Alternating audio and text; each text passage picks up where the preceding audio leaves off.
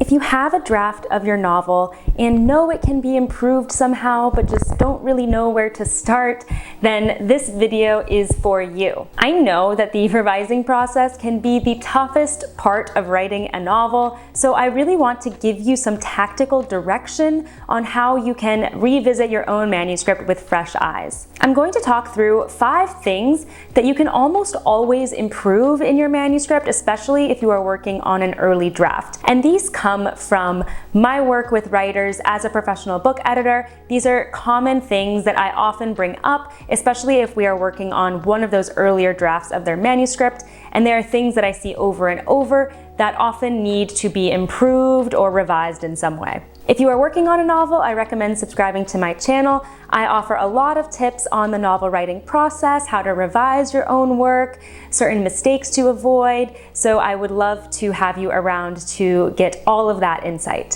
So with that, let's dive into the first tip for improving your novel. It is ensuring that every character has a proper introduction. It can be quite disorienting to a reader if a character name is just thrown into a scene seemingly out of left field, because then we're struggling to understand who that character is, how they are related to the other characters that we've already met, and we might have to flip back through the pages to try to see if they were introduced earlier and we missed it somehow. So you really want to avoid all of that confusion. So anytime you are introducing a character for the first time, make sure that you take the time to call the proper attention to them. So you want to signal their relationship to the other main characters that we have met.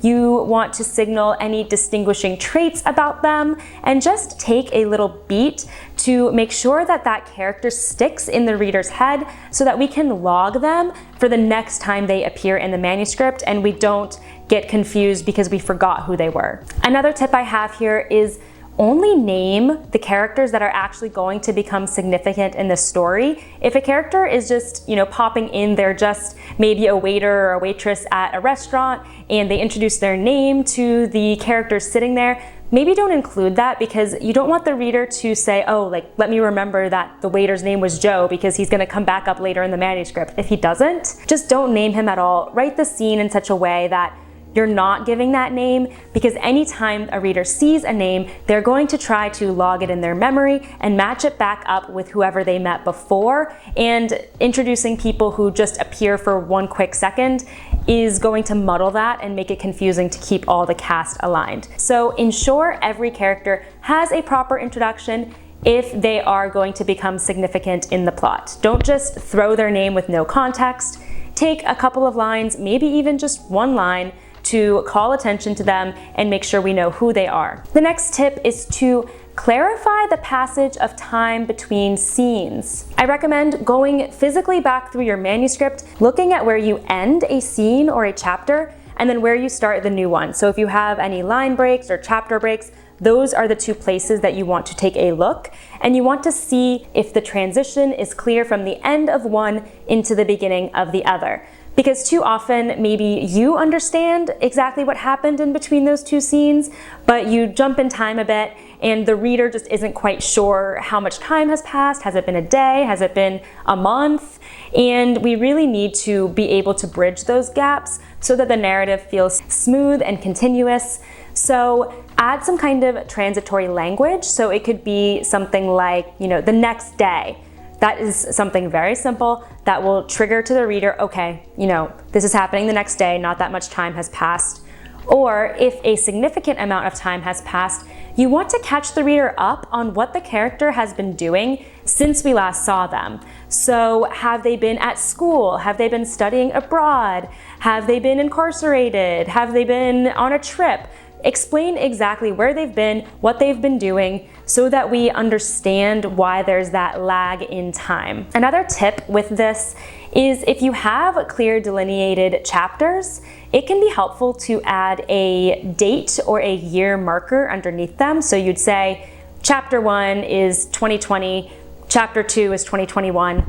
That will automatically signal to the reader the passage of time. However, if you use that tactic, I do still recommend embedding the passage of time in the narrative itself as well, just to hammer it home for the reader in case they miss that chapter heading. You still want them to understand exactly what has happened between the two scenes. The next simple way to make your novel better is to revisit any outlier passages. Do you have a single passage or chapter that takes place either much further in the future or much further in the past than the present narrative? Or do you have one passage or chapter from a character's perspective that doesn't appear anywhere else in the novel? These could be considered outliers because they do not match what we are following in the rest of the narrative. So they're either not in the time frame that the main narrative is in, or they're not following the main characters that we are following in the rest of the story. These outlier passages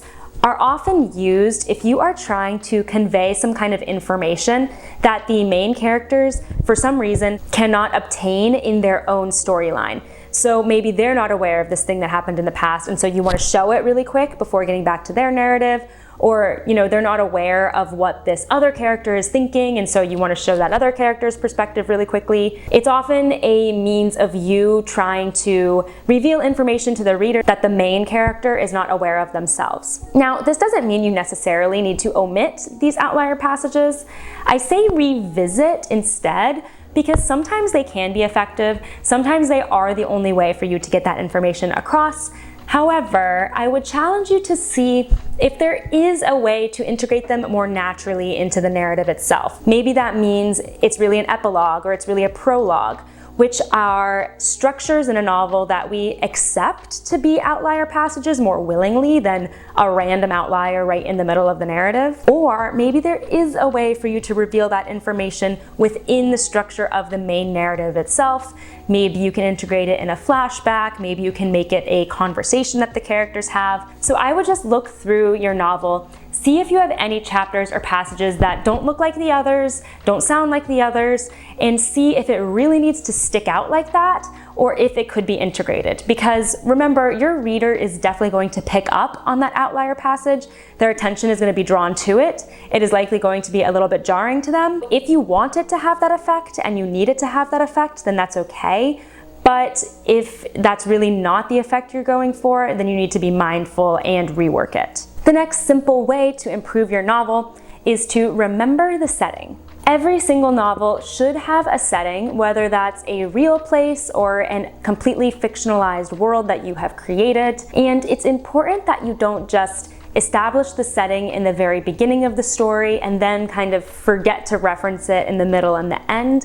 It really should be an integral part of the reader's experience of the novel, and we should be reminded of the setting throughout all the parts of the narrative. Sometimes when you get into the action of the plot and the character conflicts, it can feel like you're really trying to focus on those elements of the novel, and where the characters actually are physically can kind of fall by the wayside, and we lose that sense of the setting. Remember that the novel shouldn't feel like it could be happening anywhere or that it's happening nowhere. It should really feel rooted in that place that you establish at the beginning, because the setting is ultimately integral to how we visualize the story. Remember, as we're reading, the reader is trying to picture the scene unfolding in front of them, like actors in a theater acting out a script. So we want to be able to see the entirety of that scene, including the backdrop. So try to weave in some subtle references to the setting. Don't overdo it, because